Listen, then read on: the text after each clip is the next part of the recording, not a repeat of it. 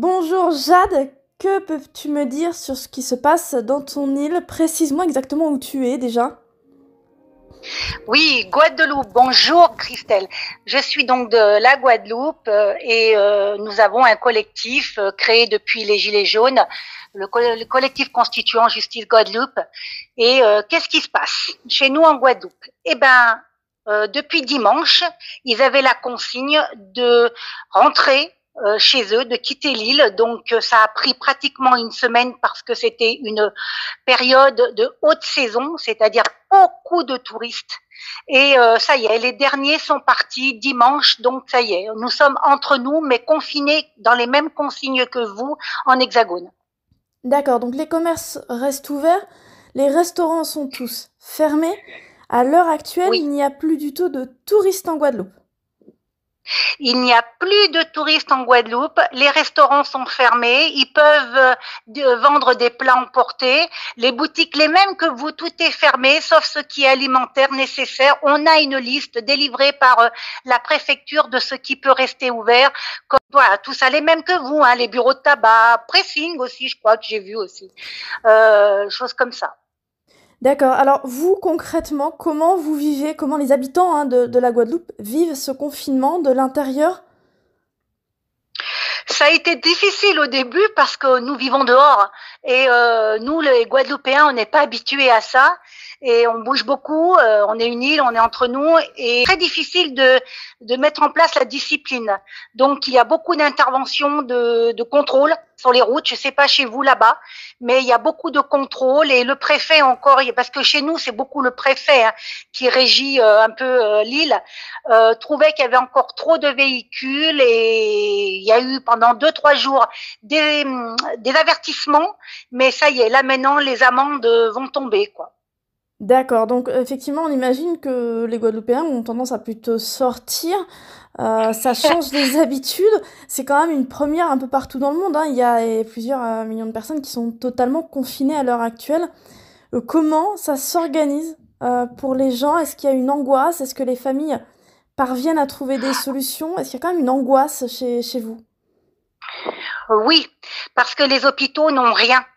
Et on a su hier que les 3 dirigeants du CHU, du fameux CHU qui a brûlé et qui est complètement, on va dire, pas équipé, qui tourne comme il peut en attendant la construction du nouvel hôpital, eh ben, on vient d'apprendre hier que les 3 dirigeants, le directeur, tout ça, sont testés positifs au coronavirus. Donc, les infirmières font des appels, elles n'ont pas de masque. Les gendarmes n'ont pas de gants, n'ont pas de masque. Dans les pharmacies, il y a eu une touriste avant de partir qui avait de la fièvre. Eh ben, elle est allée à la pharmacie, il n'y avait plus de thermomètre parce qu'on m'a demandé de ne pas prêter mon thermomètre quand j'ai appelé le 15. Donc ils lui ont dit d'aller à la pharmacie, mais à la pharmacie, elle en a fait plusieurs. Il y avait plus de thermomètre, il y avait plus de Doliprane et plus de masque, bien sûr. D'accord. Mais les pharmaciens qui accueillent ces personnes euh, étaient-ils équipés de masques, eux? Non, non, non. Non, Du non. tout, ni Et masque ni gants? les infirmières ont rien. Hein. Donc là, il y a des appels de se fabriquer des masques, nous, sur l'île. On a des communiqués d'infirmières qui demandent à fabriquer des masques au moins en tissu pour faire une barrière. Elles ont vraiment rien. Les infirmières sont complètement paniquées. Hein. Les infirmières libérales, surtout, hein, qui continuent leur visite et tout ça, quoi. Hier, on était en discussion justement avec un créateur qui réalisait des masques. Il disait qu'il fallait Hum. une couche de tissu et une autre couche à Oui, l'intérieur, hein, avec oui. un tissu particulier pour justement pouvoir faire barrière. Hum. C'est effectivement apparemment l'histoire de 10 coutures, c'est pas énorme. Il y a des tutoriels hein, pour les réaliser sur internet. Oui, tout à fait. Concrètement, là, vous n'avez plus d'avion qui part et qui arrive. Hum. Hum. De manière générale, pour ce qui est alimentaire, Oui. est-ce que l'équilibre va suffire avec les Pour agriculteurs le moment, locaux? oui. Oui, Apparemment, il y a eu une demande à ce que les maraîchers puissent continuer à vendre leurs poissons, quoi qu'ils ont le droit. Ils ont des lieux spécifiques qui leur ont été donnés pour la vente, pour le poisson frais. Et là, on demande, il y a eu une demande, je ne sais plus d'où ça vient, afin qu'ils puissent aussi vendre leurs produits locaux. Donc, je sais que ça c'est en cours parce que là, on n'a pas le choix. On est obligé d'aller dans les super petits marchés qu'on a, où il y a une queue immense parce qu'ils ne font rentrer que 10 personnes dedans. Donc il y a des queues jusqu'au bout du parking. Et puis il y a les petits qui sont là et qui tiennent ça, mais il n'y a pas trop de contrôle de ce côté-là, quoi. Moi, je sais que là où mon fils va, parce que moi je sors pas, ça se touche, quoi, dans l'allée. C'est pas fait pour, quoi. Mais il n'y a pas de contrôle. Donc c'est des agriculteurs locaux hein, qui vendent tout simplement. On imagine que c'est quand même assez oppressant actuellement. Ça fait pas mal de temps que c'est oppressant parce que ce qui nous faisait peur quand on voyait ce qui se passait concernant le coronavirus, c'était ces bateaux de croisière qui arrivaient. Et on n'a pas arrêté, nous les citoyens, la population de Guadeloupe comme en Martinique où ils ont été beaucoup plus virulents, à leur demander de ne pas débarquer ces bateaux parce que dedans, il pouvait y avoir ça. Et c'est arrivé. Ils les ont quand même débarqués et puis les avions arrivaient avec les touristes italiens, allemands, tout ça. Donc, moi, je remets en cause quand même les décisions de l'État, du gouvernement, parce que ça aurait dû être fait un mois avant pour éviter autant de dégâts, au moins pour les petites îles comme nous, où nous avons rien comme matériel depuis pas mal de temps, quoi. Voilà, ça, il aurait fallu y avoir une priorité, au moins pour les îles.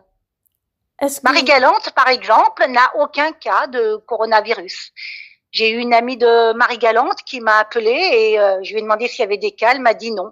Mais depuis longtemps, là-bas, les bateaux s'étaient arrêtés. Les petits bateaux. D'accord, donc concrètement, là, à l'heure actuelle, vous avez la sensation justement que le gouvernement n'a pas pris les décisions en heure et en temps? Ah, c'est clair. C'est clair. Et d'ailleurs, nous, notre collectif de Gilets jaunes, on vient de mettre en place depuis 3 jours une pétition, car nous sommes au courant du docteur Raoult. Nous sommes au courant de sa décision que nous approuvons. Et nous avons décidé, nous, la Guadeloupe, de mettre en place une pétition. Je crois qu'il y en a une, deux ou trois sur le net, de pétitions. Mais personnellement, celle de l'Outre-mer, nous, on a décidé de mettre cette pétition en route pour pouvoir la donner après au collectif C19 afin de leur donner le soutien de citoyens. C'est une pétition qui sera là pour soutenir ces médecins, ces 600 médecins qui ont décidé de braver les consignes et qui ont décidé de porter plainte déjà contre ce scandale d'État, mais qui en même temps maintenant, la chloroquine, apparemment, ça devient quelque chose de très important et qui a été, qui est sujet de disputes de personnes alors que ça pourrait sauver des vies et que ça en aurait pu même sauver bien avant. Alors effectivement, tout dépend des dosages, il faut bien le travailler, ce sont des professeurs, ce sont des professionnels qui gèrent cette situation. Chacun a effectivement son opinion. Toujours est-il qu'en France, sur énormément de personnes, ce traitement a fonctionné. Donc il faut pas faire d'automédication, on en reste sur le principe, il faut écouter les spécialistes. Tout à fait. Mais je pense que ces professeurs savent ce qu'ils font quand même. Et en France, on peut constater qu'il y a eu quand même beaucoup de cas positifs finalement. On a vu des Oui, élus aussi utiliser ça et oui, ils s'en sortent vraiment plutôt bien. Il faut se rendre compte effectivement que les médecins de Marseille ont été un peu avant-gardistes hein, sur la crise du c'est Covid-19, ça. puisqu'ils ont Mm. lutté très vite, ils ont souhaité réaliser énormément de dépistage. C'est quand même quasiment une première en France. Le dépistage faisait partie des grands défauts de la France. Est-ce que c'est pareil en Oui. Guadeloupe? Ah, justement, ils dépistent plus. Il faut avoir les symptômes avancés pour pouvoir avoir un dépistage. Donc, ils dépistent plus. Nous, on demande, sur cette pétition, on demande un dépistage sur toute la population. On demande l'accès à la chloroquine, bien sûr sous ordonnance, hein, bien contrôlée. Voilà, c'est des choses qu'on appuie ce genre de pensée parce elle est sensée. Et surtout qu'on apprend les jours venant là que c'est des histoires de personnes entre le mari Levy de Agnès Buzyn et le docteur Raoult. Donc c'est des règlements de compte et une population entière en est disons victime quoi.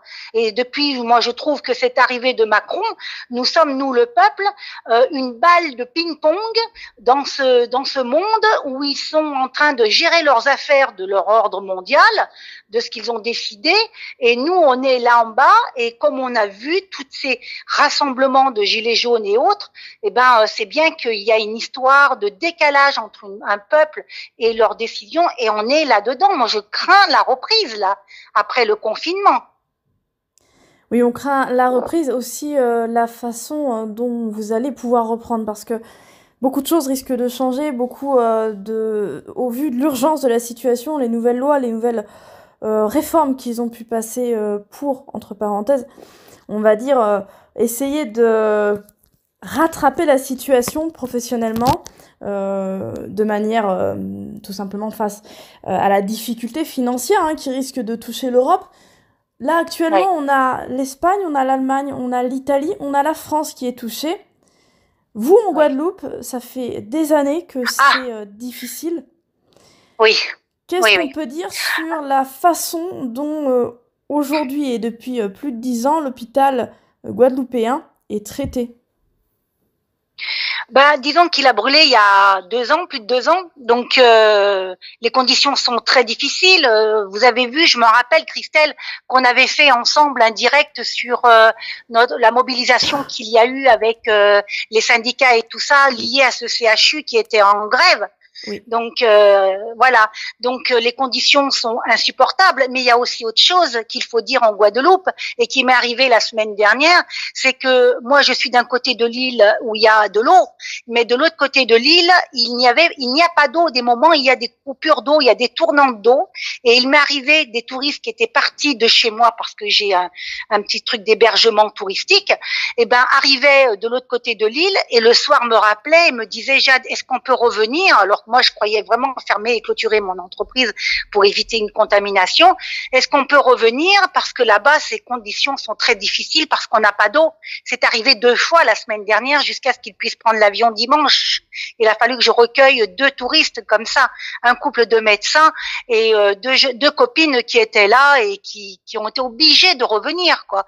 Il n'y avait pas d'eau. Alors vous imaginez avec les conditions qu'on nous demande de consigne et pas d'eau dans certains endroits. Donc le préfet a mis en place des citernes dans ces communes-là de points d'eau non potables. Donc ça serait mieux de l'eau potable, parce que pour cuisiner tout ça, c'est quand même de l'eau potable qu'il nous faut. Donc c'est catastrophique. Et en plus de ça, j'aimerais dire que on a beaucoup de mal. Moi personnellement, qui suis une militante depuis X années sur la Guadeloupe, beaucoup de mal à atteindre ici les médias. Et la télévision locale, les radios, il y a une censure. Moi, je vois cette pétition, on l'a donnée aux journalistes, même aux médias indépendants, ils ne la partagent pas, ils ne veulent pas nous laisser parler. Et ça, c'est quelque chose qui nous fend le cœur parce que ils font un tri sur le militantisme ici, et alors qu'on est tous dans le même objectif. Donc nous, Christelle, ça m'a fait plaisir de recevoir un petit retour de toi pour savoir ce qui se passe ici en Guadeloupe. Ça nous touche. J'ai averti mon réseau. Cet après-midi, j'ai une réunion avec le national. Je vais leur dire que l'équipe a pris quand même connaissance de la situation en Guadeloupe et ce sont pour le moment les seuls. Et ça nous touche parce que là en Guadeloupe, on ne laisse pas la parole, ou on nous laisse pas, notre collectif, la parole, alors qu'on fait des actions différentes des autres. Et tout ça parce qu'on est, on va dire, gilet jaune. Je suis venue aux nouvelles parce que je trouvais que c'était important. Pour réaliser, entre parenthèses, un dossier complet, je sollicite quand même auprès de vous des vidéos et des photos. Pour permettre justement d'avoir une illustration, avoir un montage qui me permette de passer sur différents web médias, c'est-à-dire que je vais le proposer à Lélie, je vais le mettre aussi sur mon propre site et je vais pouvoir le faire circuler sur différents sites. Tous ceux qui souhaitent le faire circuler vont pouvoir le faire. Ça va faire un montage avec effectivement le son de ce qu'on arrive à échanger, des sujets importants dont on arrive à parler, notamment l'exclusion. Et là, c'est un sujet extrêmement important. On n'hésitera Oui, pas à reprendre contact pour avoir effectivement des interviews un peu plus oui, poussées sur ce sujet-là, ce thème-là. oui. C'est vrai que la Guadeloupe, avec différentes zones dans le monde, sont généralement peu, on va dire, pris en compte par rapport En à compte. d'autres régions de France. Est-ce que justement cette exclusion, vous la Alors, ressentez? ah oui. Alors justement, oui. Alors, on peut pas dire quand même que les médias ne parlent pas des problèmes d'eau en Guadeloupe, hein, les gros médias qu'on connaît, hein, sans les citer. Même les médias style Mediapart, tout ça, ils en parlent, mais ils interrogent les personnes qui, je sais pas, on dirait qu'ils ont pignon sur les médias. Et ils interrogent les mêmes. Et si nous on veut avoir, parce qu'on a un autre langage, hein, bien sûr, euh, on les intéresse pas, comme si on n'avait pas le droit. Au-delà du confinement, Oui, pour vous, c'est encore plus compliqué parce que vous avez envie de dire des choses, vous avez envie de faire oui, évoluer un petit peu la société. oui, Mais là, vous êtes face à l'urgence. Là, vous êtes face oui, effectivement au confinement. Vous êtes face à l'angoisse de la population. Vous êtes face aux oui, privations d'eau, comme vous nous le dites, sur une partie de l'île, oui, avec de l'eau qui est oui, disponible mais non potable. Et vous êtes en oui, face effectivement de cette réalité concrète qui est extrêmement violente. Le manque de matériel de protection, que ce soit oui, pour la police, que ce oui, soit pour le personnel médical ou oui. pour le personnel dans les pharmacies. Alors, j'imagine que c'est pareil pour les commerçants. Oui. Il y en a quelques-uns hein, qui ont un masque et tout ça, mais pas tous, Voilà, c'est quand même pas très tous. compliqué en Guadeloupe d'avoir tout l'équipement, tout en sachant effectivement qu'il faut rappeler, l'hôpital a brûlé il y a 2 ans. Il y a ça, voilà. Depuis, Voilà, là, quels travaux c'est un ont gros été souci. réalisés? Voilà. Quels travaux ont été Ah ben réalisés sur cet hôpital depuis? ils refont un hôpital tout neuf. Hein. Donc ça y est, il est en construction, mais ça fait 2 ans qu'il est en construction. Ça n'avance pas. C'est quelque chose. Alors on se moque en disant qu'en Chine ils ont mis 10 jours pour en construire un. Ben nous, c'est loin d'en être fini. Hein. Je sais pas combien d'années ça va durer cette histoire là. Hein. Et vous faites comment? Oui. Parce que là, en l'occurrence, Ah ben si l'hôpital a été ben, brûlé, c'était l'objet du personnel quand on a eu cette grosse mobilisation. C'est-à-dire qu'il y a un manque de matériel, il y a un manque d'argent. Ils avaient plus l'argent pour acheter la morphine pour les patients. C'était grave ce qui se passait. D'ailleurs, c'en est toujours un petit peu comme ça.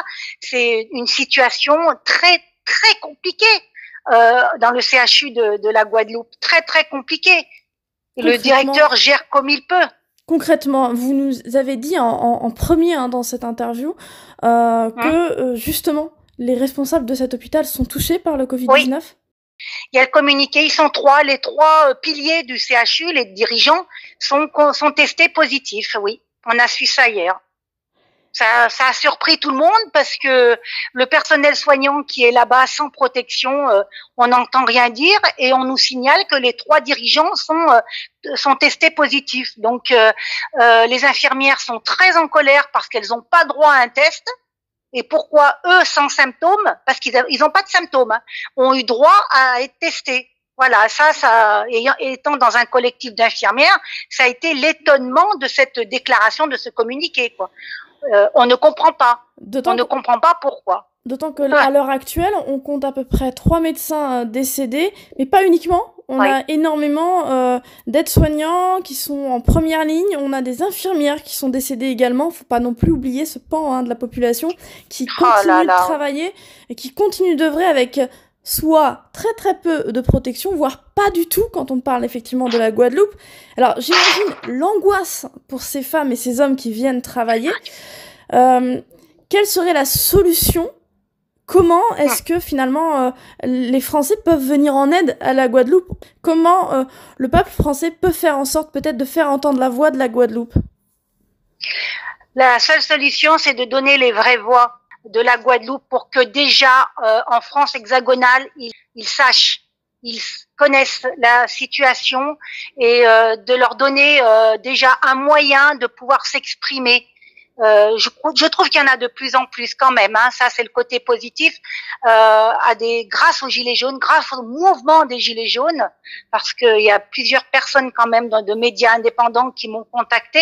Mais ce qu'il faut, c'est nous aider On peut pas parce que ça dépend tout du préfet, ça dépend tout du gouvernement. On est quand même sur une île comme si c'était une île colonisée, hein, donc on peut rien faire dans ce sens-là. Mais surtout avoir un œil sur des militants qui sont complètement dans l'action, qui essayent d'avertir et d'alerter la population guadeloupéenne. Et j'ai envie de dire concrètement là, à l'heure où on parle. Le personnel hospitalier, il travaille dans quoi ? Quelles sont les conditions ? Est-ce qu'il a un hôpital à peu près potable ? Comment ça se passe ? L'hôpital est en chantier, mais...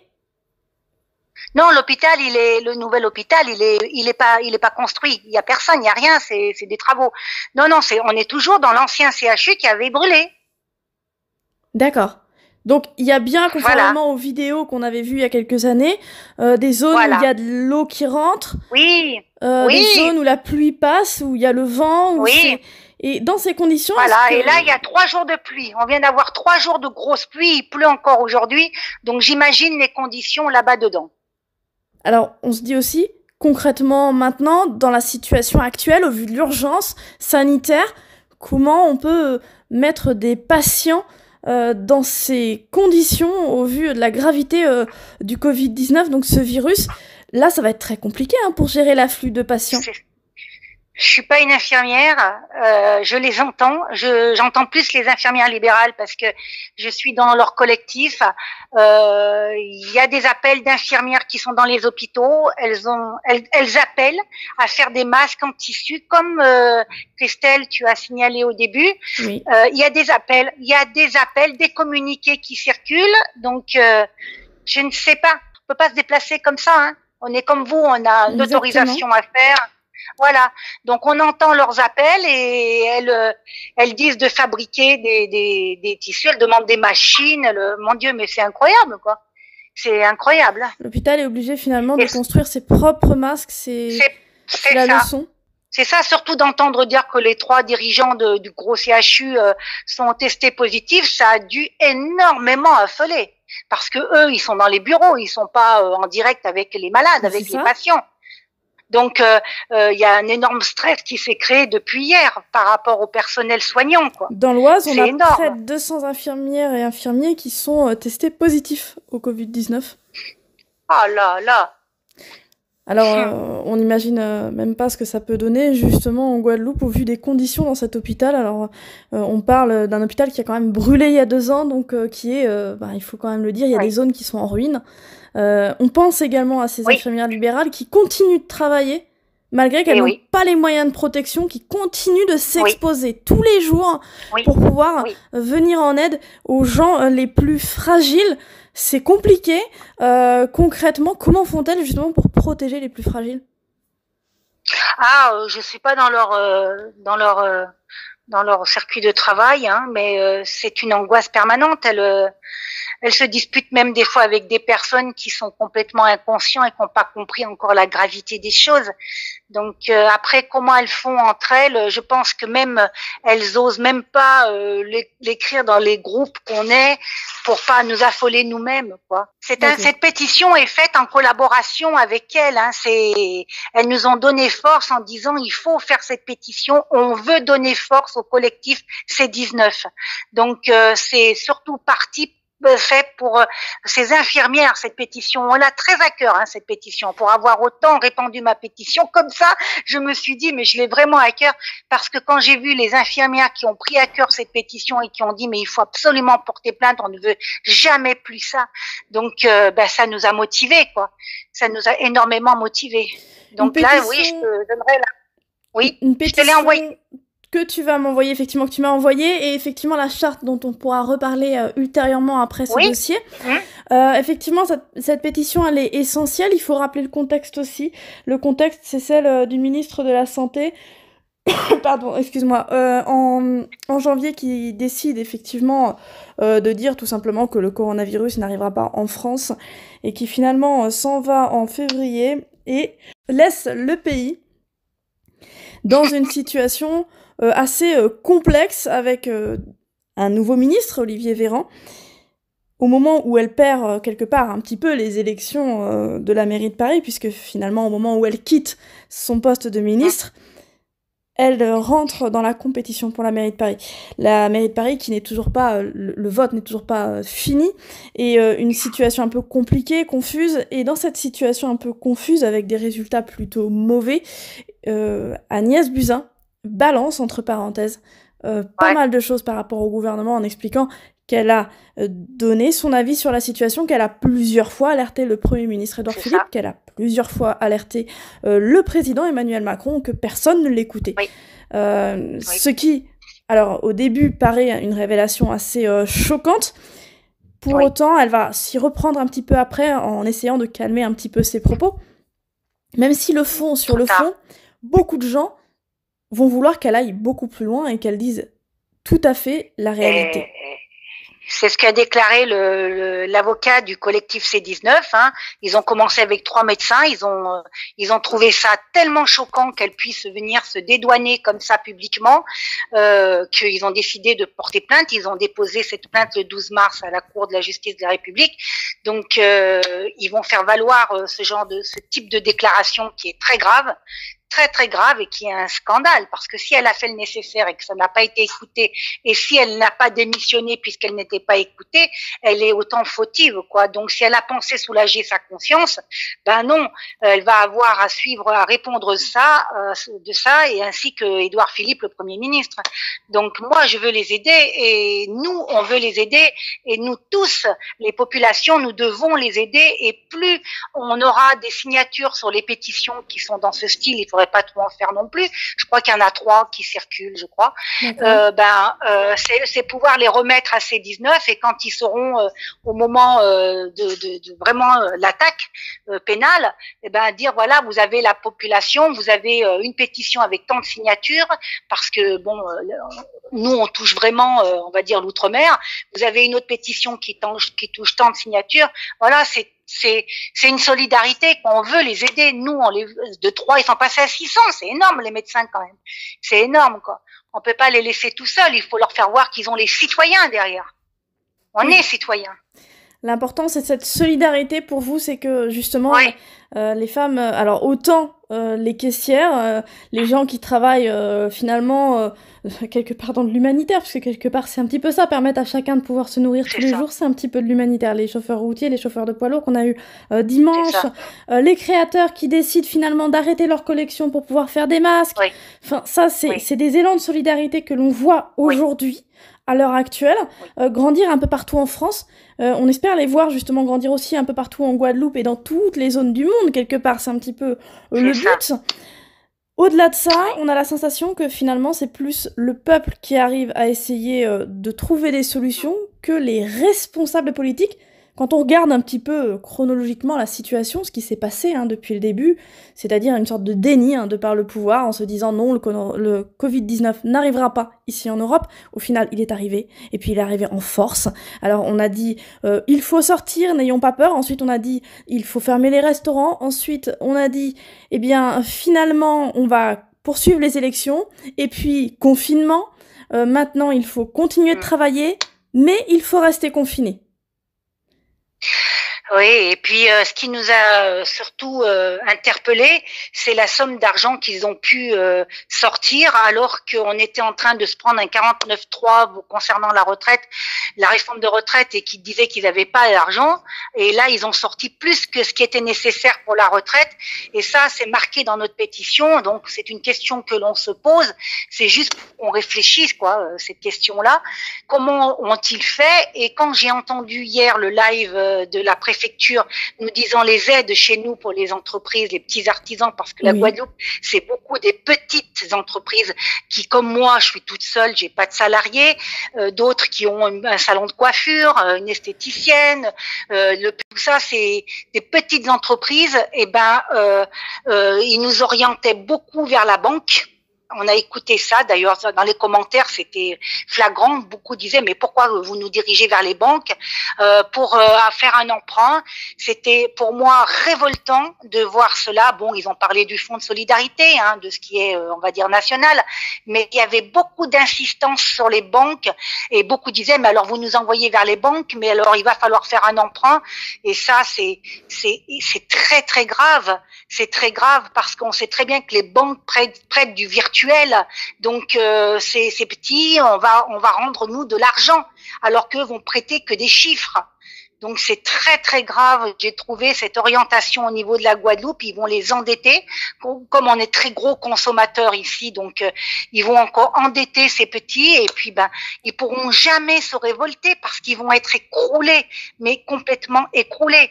Et une autre chose qui interpelle, c'est pourquoi ils reportent toutes les charges et tout ça, plutôt qu'avec cet argent, ils auraient mieux fait de annuler, je dis même pas geler, mais annuler ces charges pendant déjà au moins 2 mois et eux, avec ces milliards qu'ils ont sortis, payer les prestataires comme EDF, l'eau, les assurances, voilà, les indemniser plutôt que nous, on doit faire toutes les démarches et tout ça. Ça aurait été plus judicieux parce que nous, on n'est pas responsable de ça.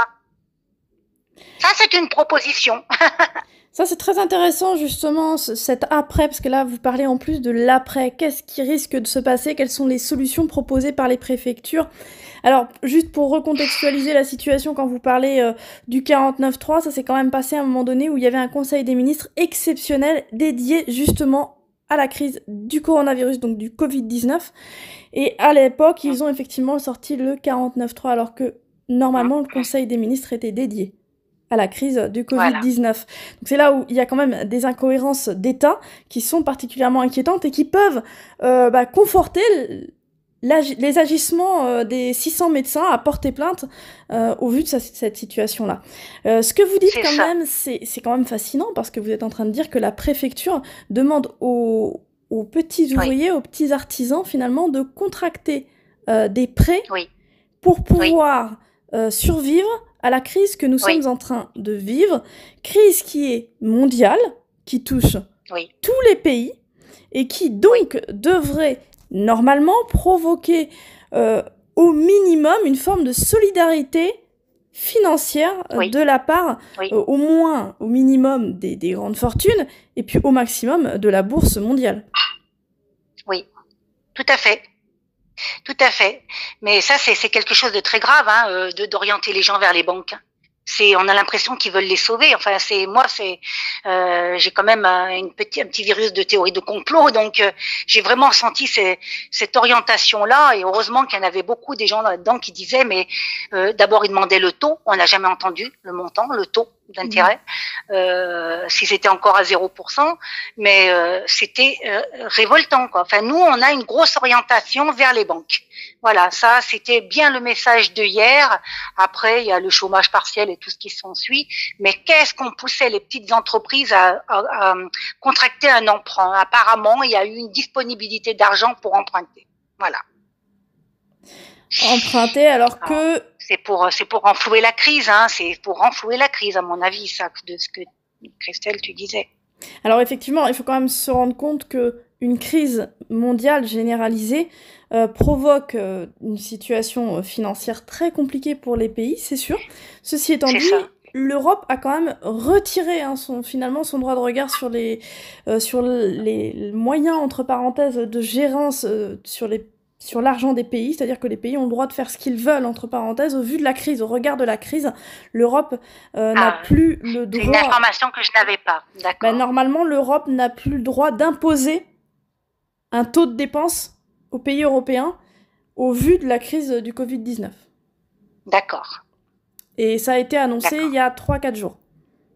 D'accord. Donc c'est tout simplement, normalement les pays en fait ils ont une dépense, alors illimitée oui et non, on sait très bien que c'est très compliqué. Ceci étant dit, chaque pays qui sort d'une crise, qu'elle soit humanitaire, qu'elle soit une guerre civile, qu'elle soit, peu importe la forme qu'elle va prendre, là on parle d'une guerre plutôt sanitaire en fait quelque part, et bien dans ce cadre-là on est quand même dans un cadre de catastrophe non prévisible, et dont la responsabilité ne peut pas être imputée au peuple en lui-même. Oui, tout à fait. Donc c'est Voilà. très D'où la compliqué. révolte hier d'inciter les entreprises à aller contracter un emprunt.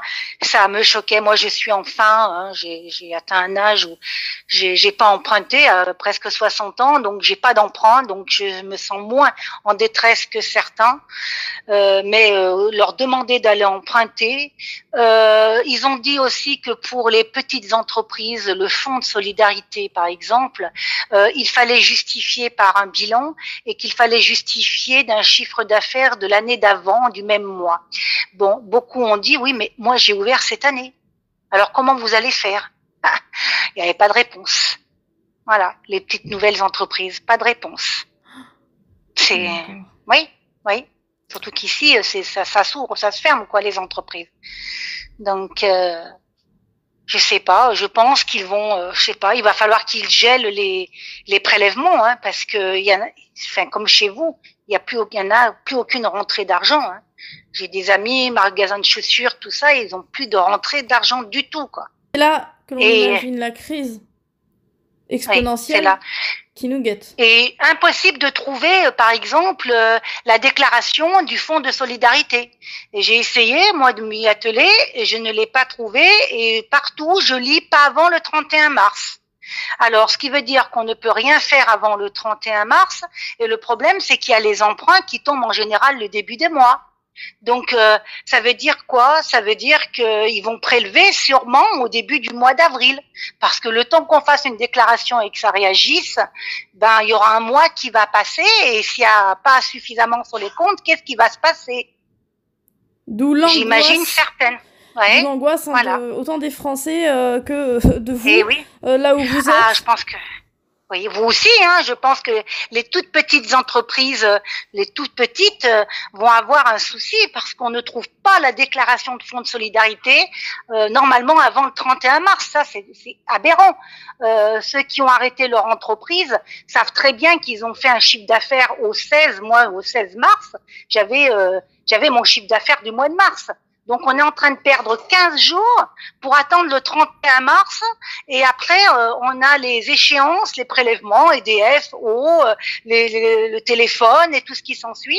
Eh ben, ils vont passer. Moi, j'ai pas entendu pour le moment que les prélèvements allaient être stoppés. J'ai pas entendu ça encore. Hein. On se demande. Il n'y a pas d'annonce par rapport à ça. Il n'y a aucune annonce par rapport à ça. Donc, entre le 31 mars et le 15 avril, je pense pas qu'en faisant une déclaration début avril, ils vont verser le 3 avril le fonds de solidarité. Ça m'étonnerait. Hein. Ils ont dit que ça allait aller très vite, mais ça m'étonnerait. Moi, j'y crois pas. Hein. Oui, donc une situation encore terrible. On imagine l'urgence au niveau hospitalier, puisque la majorité du personnel travaille dans un hôpital qui a brûlé il y a 2 ans, il faut le rappeler. Au-delà de ça, on a également les infirmières libérales qui travaillent dans des conditions extrêmement difficiles. Elles n'ont pas forcément les moyens de se protéger. Au-delà de ça, donc, pas forcément facile de protéger les plus faibles. Pourtant, c'est leur métier de tous les jours. Vous avez les personnes qui continuent à aller au travail et qui ne peuvent pas se protéger non plus. Et vous avez toutes ces petites entreprises qui, elles, n'ont aucune assurance à partir du 1er du mois prochain de savoir ce qui va pouvoir leur arriver. Je vais essayer effectivement de faire le plus simplement possible le portrait de la situation que vous vivez actuellement. Oui. Quel serait finalement le mot d'ordre que maintenant vous aimeriez dire? Moi, parce qu'il y avait quelque chose qui me mettait très fort dans ma tête. Là, il faudrait une annonce déjà pour la sérénité de l'esprit de tous les gens, les acteurs économiques de la France hexagonale et de l'outre-mer, de stopper toutes les mensualités tant que les fonds de solidarité, les aides ne sont pas mis en place et versés. Voilà. Moi, c'est ça. C'est déjà comment ça se fait qu'on n'a pas cette annonce pour qu'on puisse vivre notre confinement en sérénité, quoi.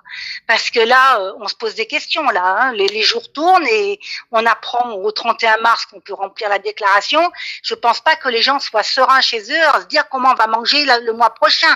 S'ils n'ont plus rien sur le compte, s'ils prennent tout ce qui reste pour payer les prélèvements, comment ils vont faire pour manger les gens? C'est ça qui est vital. Comment ça se fait qu'il n'y a pas ce mot d'ordre justement de dire on stoppe tout pour le mois de mars tant que les aides ne sont pas arrivées dans les foyers, dans les entreprises et voilà. Donc ça va être sur ce terme très fort que l'on va effectivement clore cette interview.